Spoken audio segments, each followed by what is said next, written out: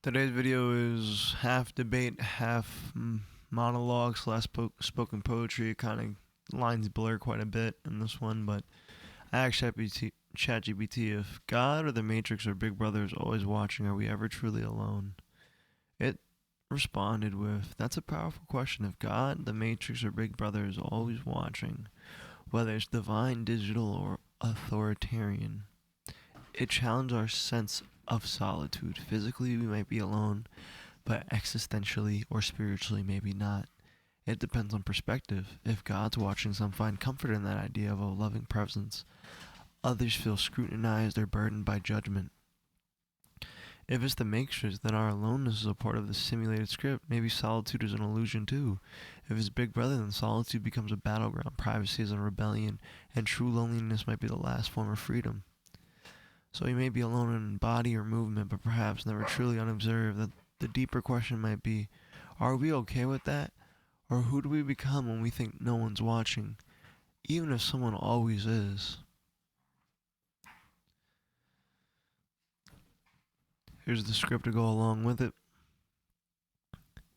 If you ever ask yourself if silence is real or it's just the echo of something listening back, because maybe you were never alone, maybe you were never meant to be. There's a line they feed you in movies and churches and childhood prayers that God is always watching, but they forget to tell you so is the Matrix, so is the algorithm, so is every little red light on every camera that you forgot was plugged in. And yet sometimes the loneliest place is in a room full of eyes, but what if that gaze God's, the Matrix, Big Brother? What if there's nothing to punish? Or they're not trying to punish you? What if there is a witness to everything? To witness? Because in the five people we meet in heaven, Eddie learns that the lives we touch reach further than we think. Even in death, someone's watching, not the judge to explain, to show that even your pain was never wasted. Prayers never fall on deaf ears. They're just answered on God's time, not your time.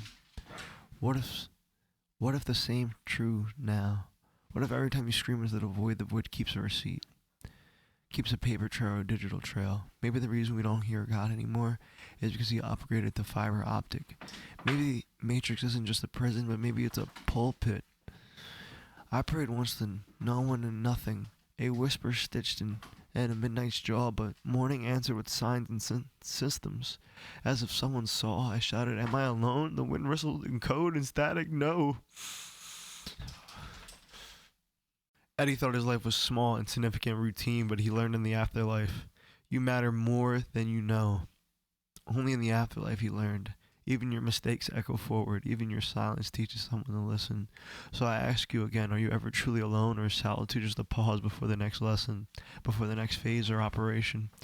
Because somewhere right now, someone or something is watching, not to control, not to ease, but to remember you. Every action, breath, digital footprint, every cry when you thought no one was there. We are not alone in this world, not in our joy, not in our pain, not in our sin, not in our purpose. Maybe the Matrix or the angels or your fifth person in heaven, they're not watching to punish, they're watching to guide you home. Judge Prometheus over and out. This was a tough one for me, hit a little too close to home.